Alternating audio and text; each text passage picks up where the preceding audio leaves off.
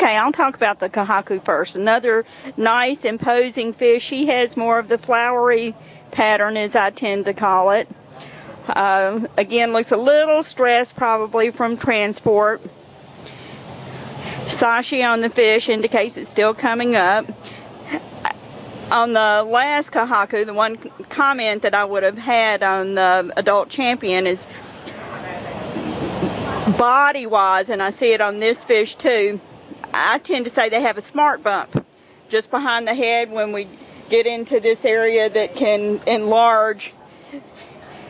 Tends to show some of the power of the fish. This one's developing, the Showa is developing nice, good tall depth on the fish, which I like seeing because they're usually more active in the pond. One of the leaders in the pond as far as the fish pecking order and swimming school.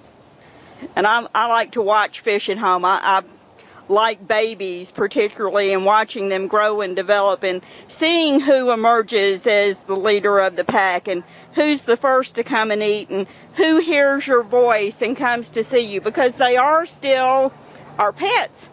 They're part of your family. And I would think she comes to see you when you come outside. You walk up to the tank and she's here saying hello. I noticed, and I'm not very much into koi showing, but I do have koi. You talked about the smart bump. So is that a good thing? Because my fish don't have that. Some people like it, some people don't, and on many fish it's more pronounced. I like to look for depth there at the shoulders to see how tall the fish are, and the smart bump, and that's just my nickname term. I picked it up somewhere along the way. Tends to show me some power in the fish.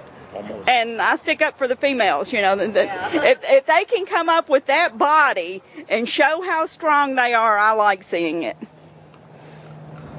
Yeah, actually the judges had a big discussion about whether it's better to have that than not, because some think it looks like the body's outgrowing the head size.